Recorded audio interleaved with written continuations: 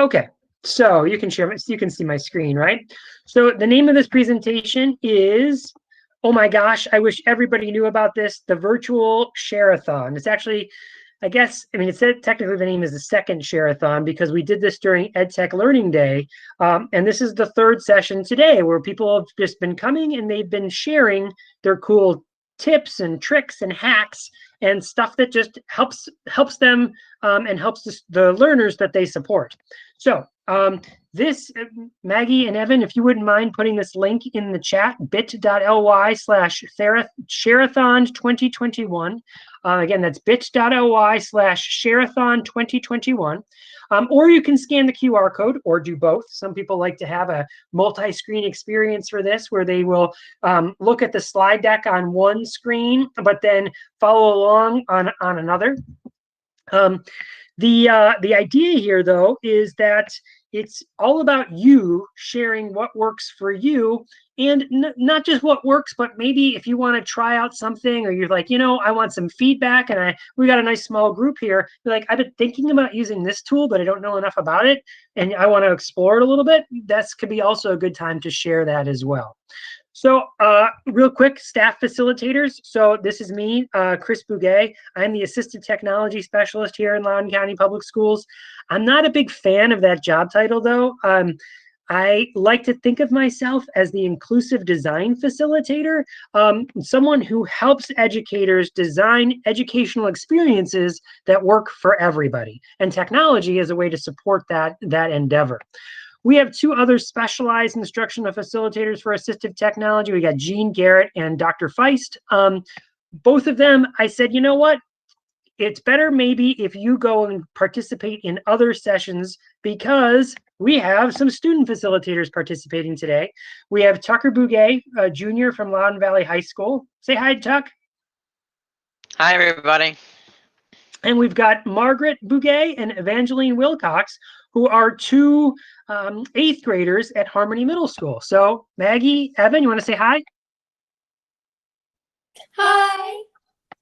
And just to get started with a quick strategy here, a lot of people know Bitmojis, but students can't use Bitmojis. So what can students do to make avatars for themselves? Well, they can make peanut versions of themselves.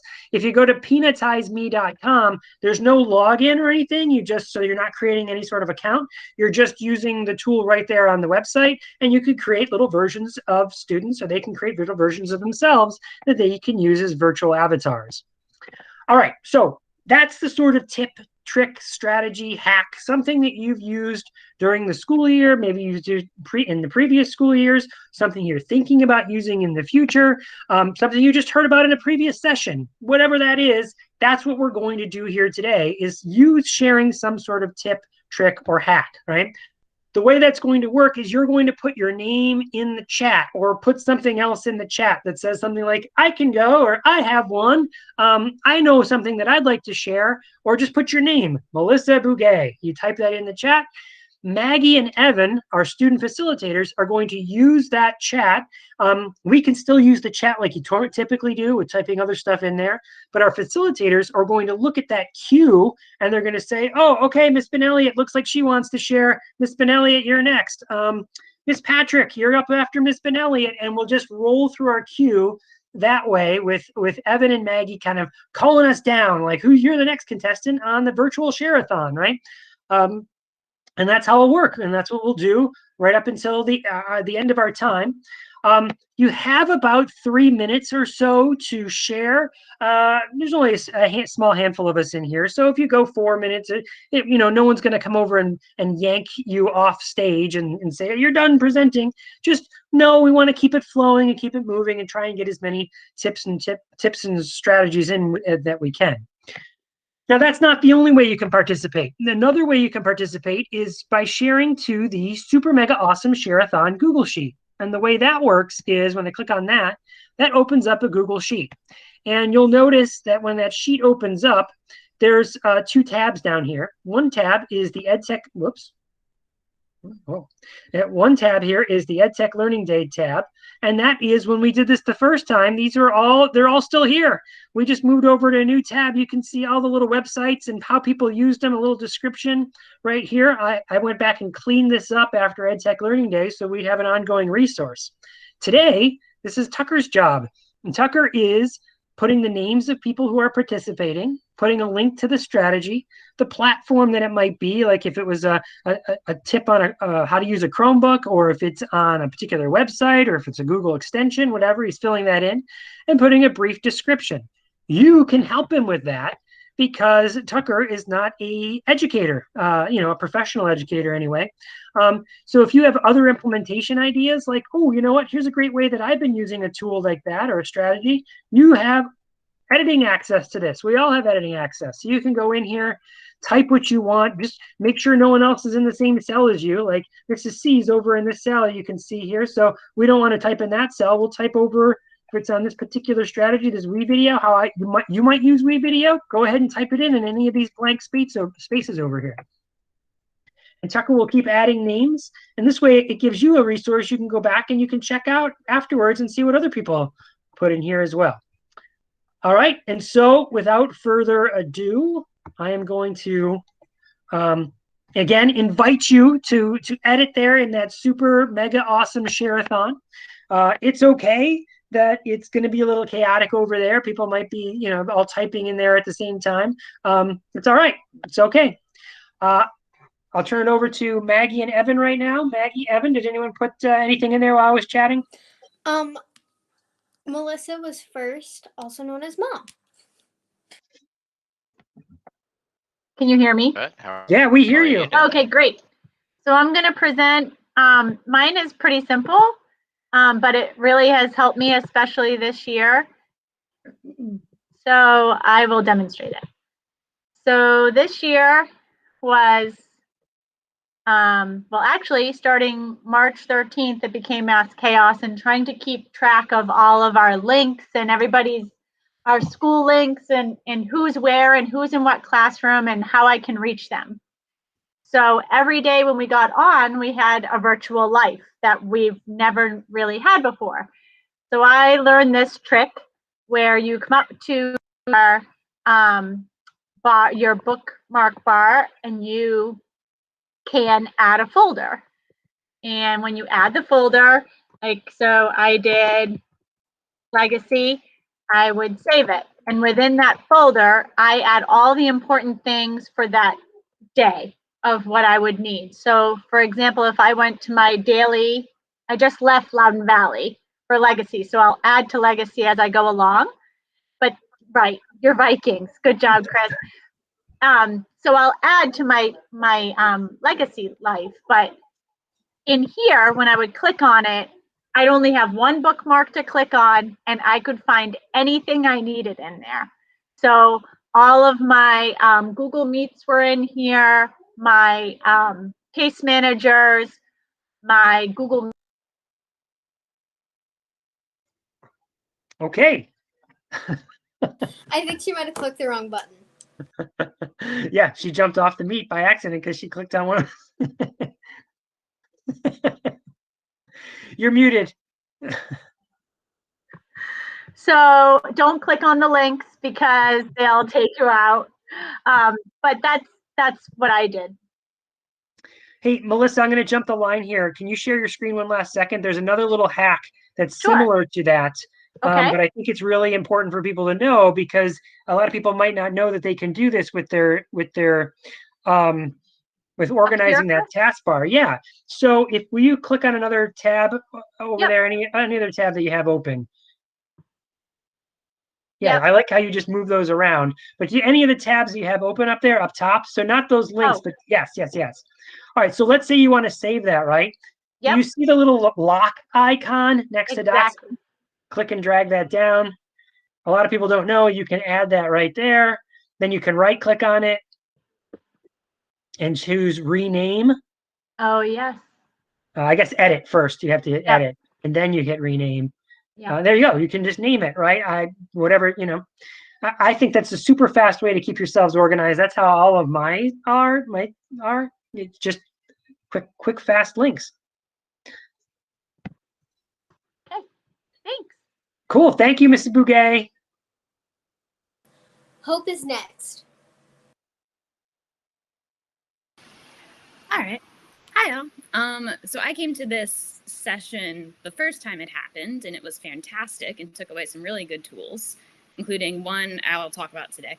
But I just want to add on while we're talking about like the crazy number of tabs that we all have, that you can group tabs in Google Chrome, which is something that's pretty new. Like it just came out this year. Of course, I don't have Chrome open at the moment, so let's see. Nope. All right, that's fine. You can stay over here. So say you're in Google Chrome and you have, you know, 1 million tabs open. Also, this is an Unsplash extension that's really fun. It will give you a picture when you open Google Chrome. But you can right-click on the tab and add tab to new group. So like I'm a librarian, and this year I had curbside pickup, and I had 1 million curbside pickup tabs that I had all the time. So I can make a group that's called curbside, drag all of those into the group. And when you click on it, it will close. So now those 3 tabs are all hidden inside of curbside pickup. And when you click on it, they'll open back up. So for those of us like me that have 2 million tabs open at the same time, usually, it's super nice. You can also, I will create like a folder of literally right here, I have pinned tabs. So when you right click on it, you can open all. And like I always needed attendance and needed my schedule. So once again, if you right click and go to pin, it will just be permanently pinned in the corner. And in theory, every time you open Google Chrome, they'll open automatically and be right there. And they're nice and tiny because you always know that they're there on the left side of your screen. So something super convenient. The other thing that was actually what I had learned last time from this session that is super helpful, that in case everyone doesn't know about yet, let me make sure it's up there. Yep. Is classroomscreen.com. So I'm sure some of you already know about this, but it's amazing. I became obsessed with it this year. You can obviously put a pretty picture in the background, but there's all different things that you can use for your class.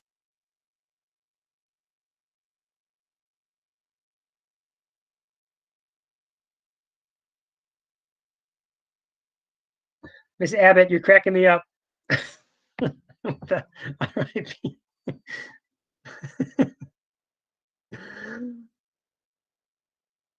Next is Patty.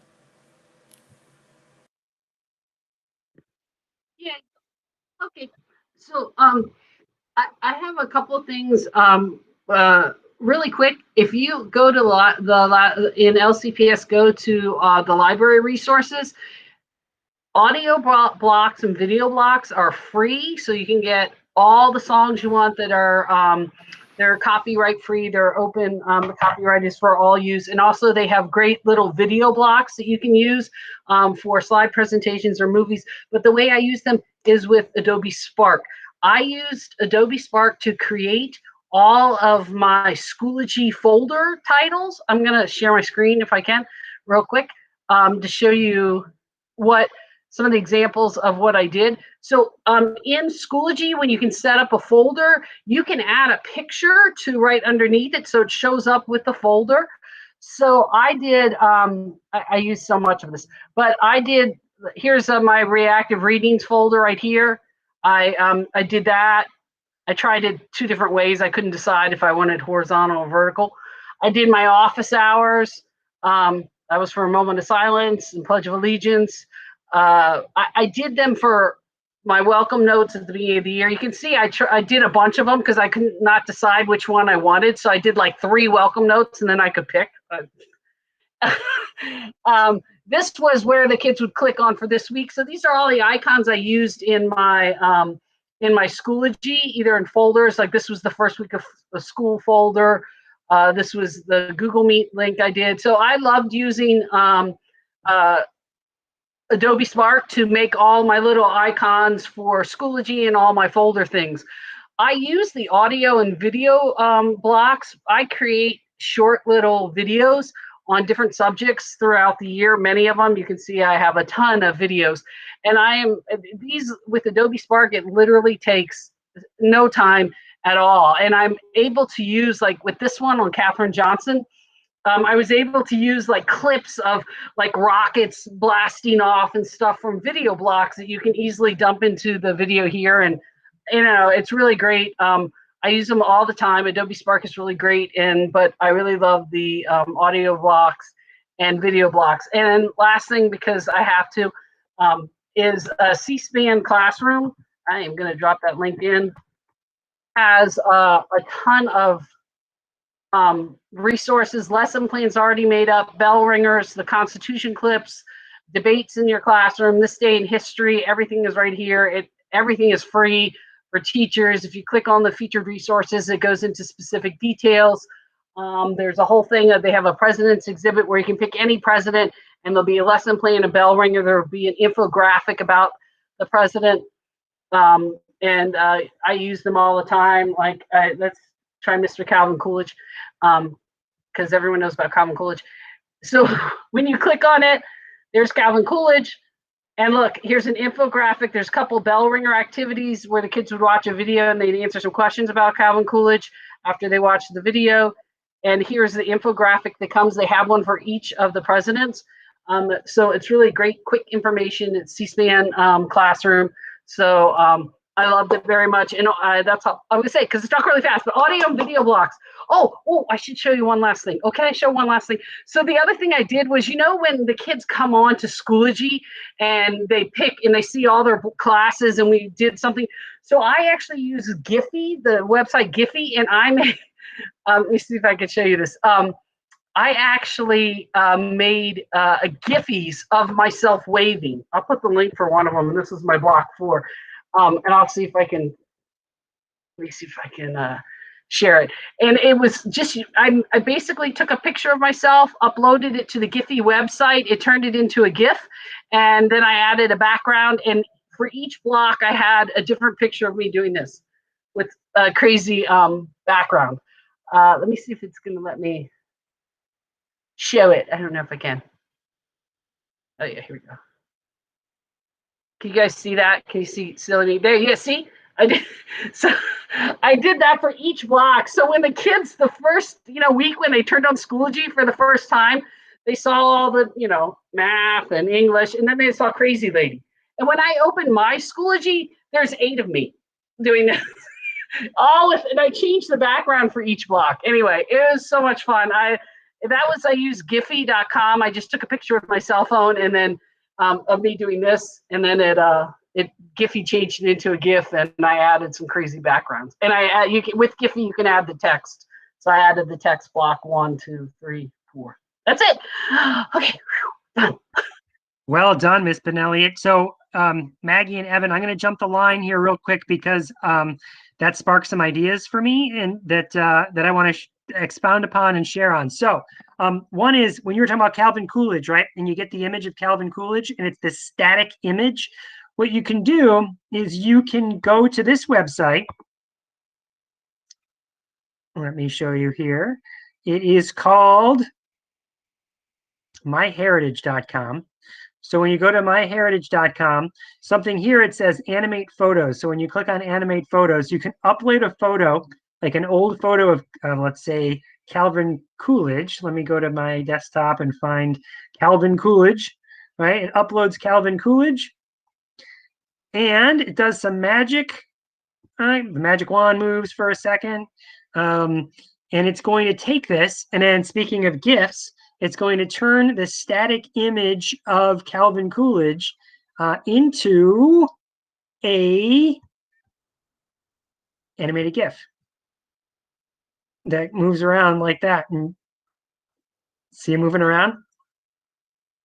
Just to add a little bit of to your history lesson. Look, he's now alive, And if you want to get really creepy, you can upload your own pictures and see what you look like when you upload your own picture.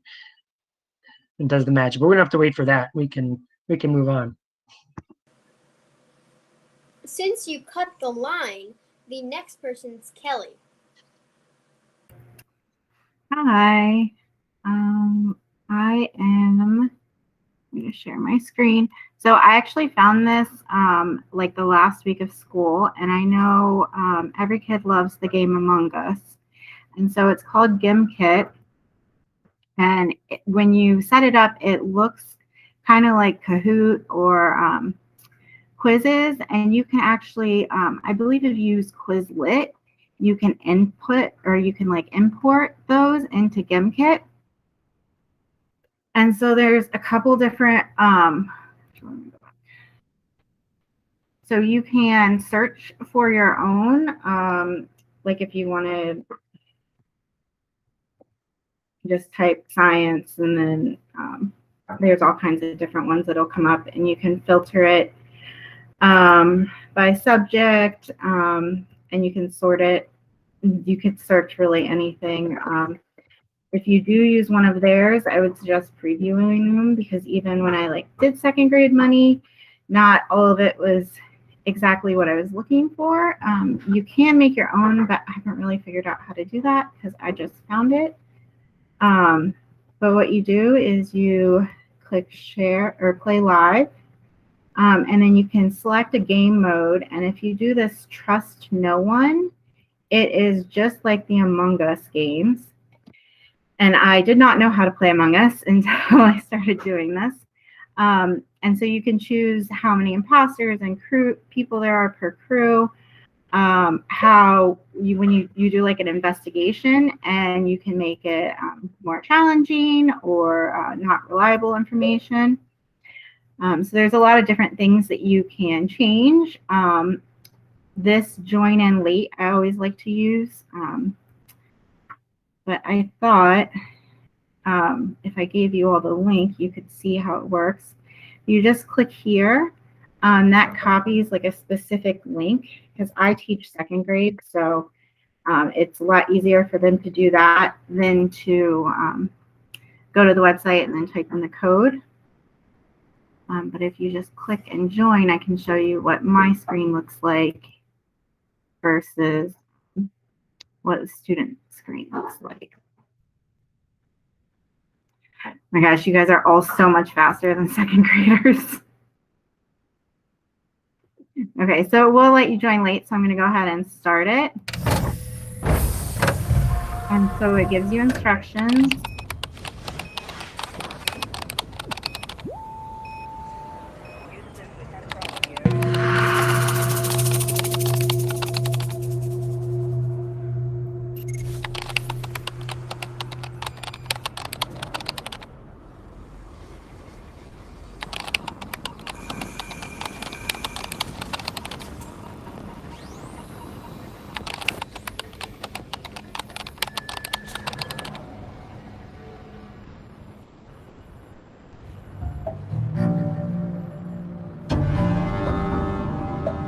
Okay, and so this is like the investigation log. We don't really need this while you're playing and answering questions.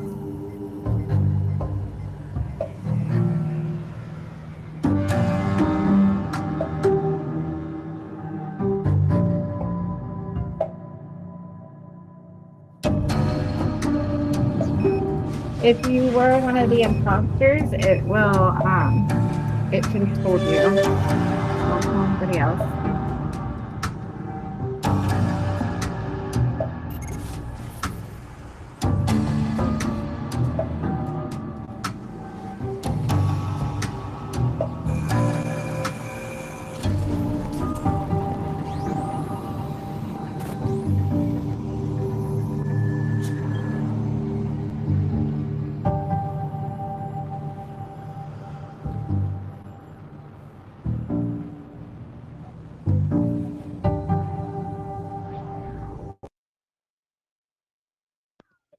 As we play, if you watch in the top right corner, there are lightning bolts. And if you click that, that's how you can do an investigation. But you have to buy them. So you get a lightning bolt every question you get correct.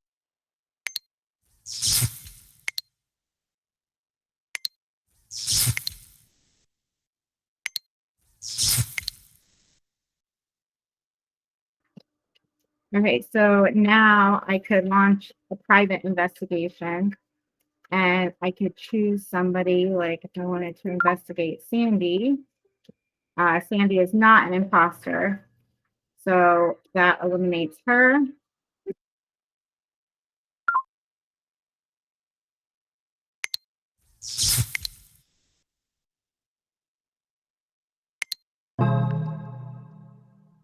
And if somebody has enough lightning and they want to click there, you can do a public investigation or you can do a meeting. And when we come together for a meeting, we will basically vote someone out.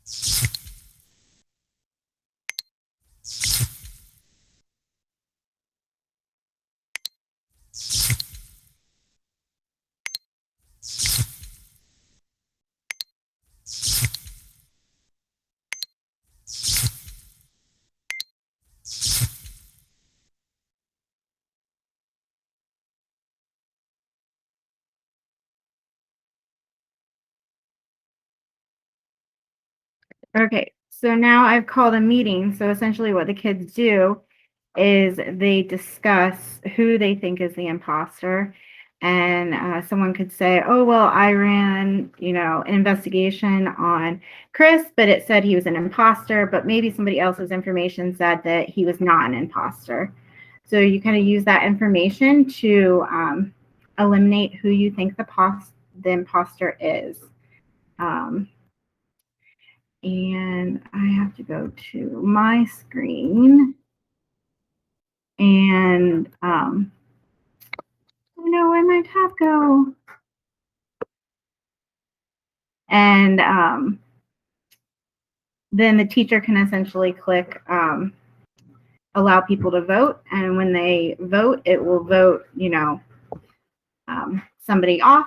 And then it'll let you know if they were an imposter or not. And there's 2 imposters. You can also set it in different ways. So that was a really cool thing that I found way too late. And yeah, it's very similar to Book It. But I think the Among Us part just blows them away. It makes them so happy. So I hope that's helpful for you. Awesome. Thanks, Miss Mero. Evan, Maggie, who's next? We have not seen anyone put their name in the chat so far. Really? Yeah. All right, everybody, here's your chance.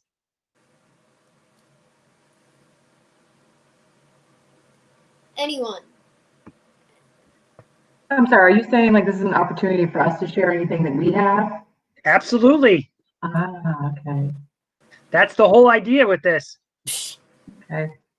Well, I guess I could share my screen and share something that actually I learned from Loudoun a few years ago that honestly changed my life with teaching. It like really helped me. So I guess, can I present my screen? Yes, please. Come on, Come on down, Nicole. Tab. Okay.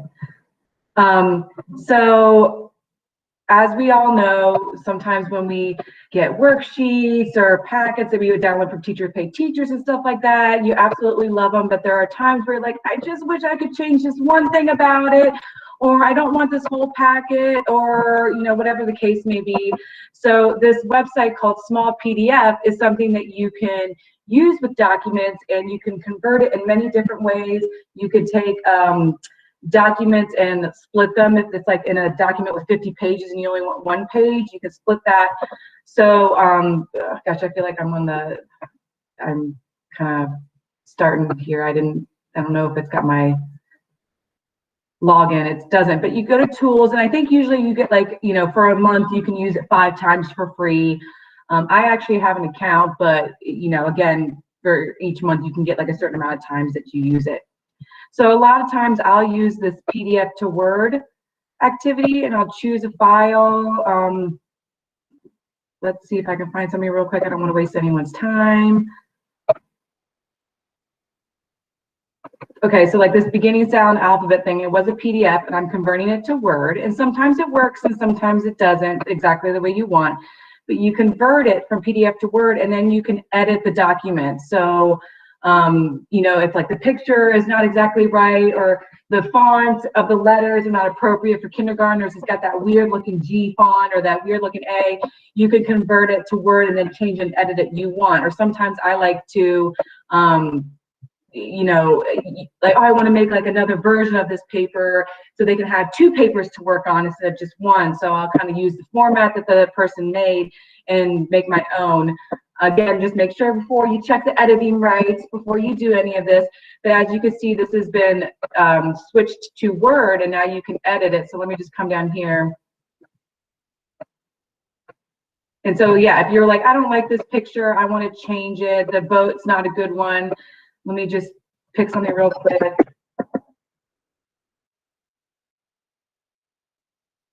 So small PDF is what it is. It's small PDF. And I have to go to share. Hold on, I'm sorry. This was on the fly.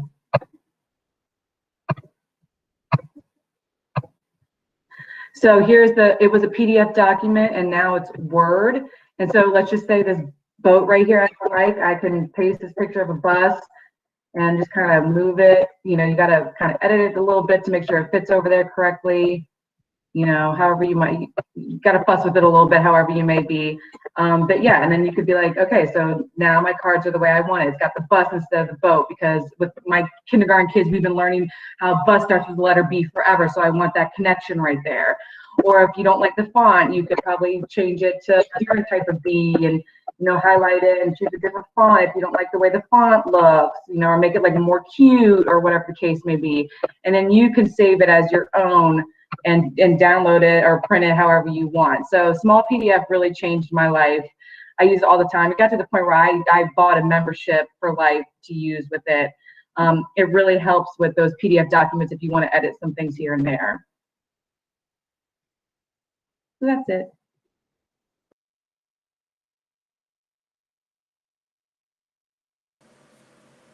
We don't see anyone else in the chat so far. I've got something that could potentially work for a minute here to talk about PDFs to extend upon what Nicole was saying. So let me share my screen real quick. This might be something, again, maybe old news, I don't know, but maybe it's new to a lot of you. And that is, let me go to my Google Drive and type in PDF. Okay, so here's a list of PDFs. Let's find something. Let's see. Okay, I'm trying to open this up. And when I open up this PDF, one of the options I have to open with is Read and Write for Google Chrome. And when I do that, and I open a PDF with Read and Write for Google Chrome, I get all of these extensions. Sorry.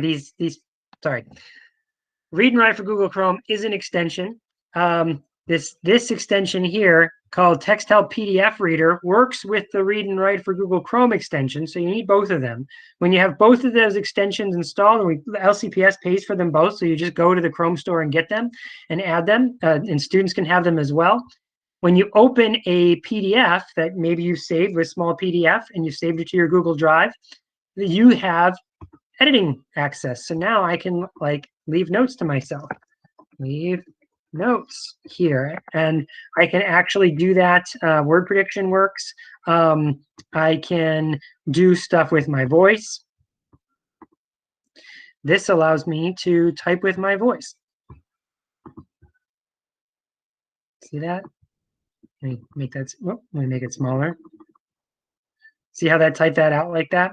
And it just leaves little notes on my, I can annotate PDFs that way. There's a lot more you can do there, but I think a lot of people don't realize that they can annotate PDFs this way on top of, and turn in that stuff to their teachers.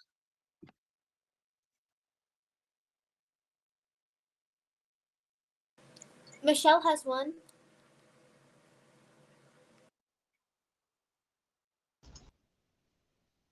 All right, can everybody hear me?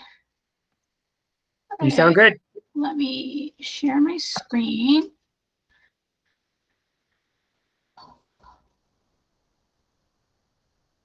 All right, first off, I have to let you know, I am blind, so if you hear my screen reader, I'm trying to run my screen reader through my headphones so you guys don't have to hear it. But if you hear it, I'm really sorry. She's kind of annoying.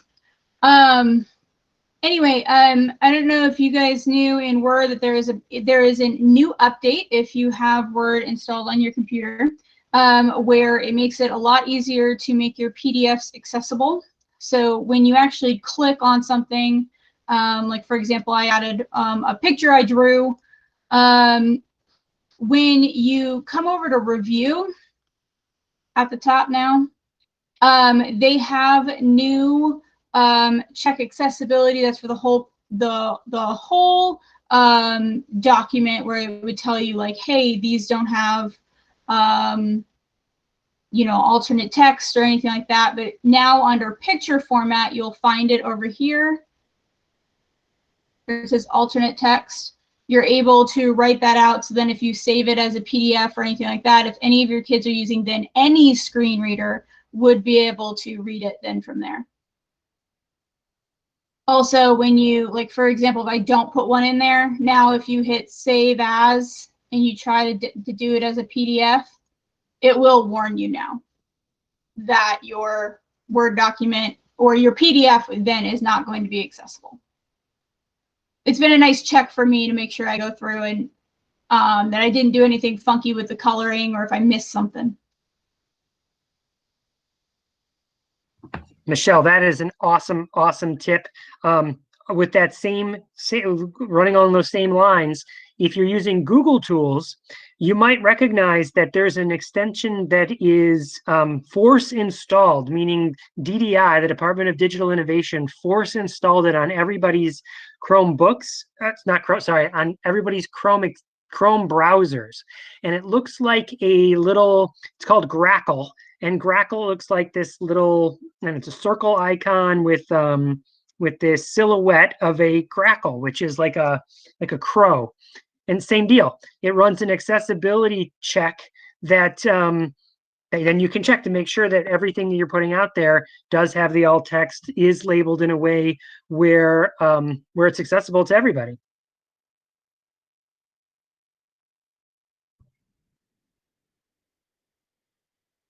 All right, any last final strategies, tips, tricks before we sign off for the session? Before you head into the final session to win your fabulous prizes? If not, I'll end with the Maggie, Evan, anyone? You muted. What did you say? I said Maggie. Anyone else? I have a tip. Okay. Eat your vegetables. Have a good day. Be positive. Drink water. These are all good, healthy tips. All right, so we'll end with this kind of final thought here that the learning doesn't have to end with this particular session. We have this blog that we would invite you to subscribe to called the Inclusive Design Blog, where there's all sorts of tips and tricks and strategies. It comes out a small little blog post. We try and keep it short with one tip, trick, hack strategy per week. Comes out usually Friday mornings or Friday afternoons. If you subscribe to it, then you can. I'll put the link in the chat as well.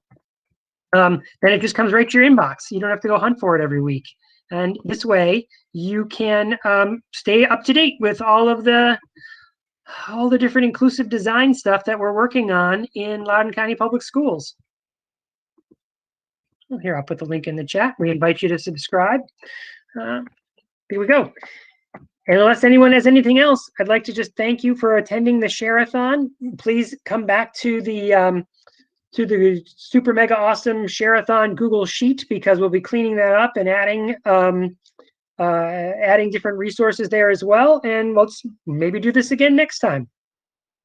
Thank you, Maggie. Thank you, Evan. Thank you, Tucker, for facilitating, and thank all of you for participating here and spending your first official day of summer break with us. Really appreciate it.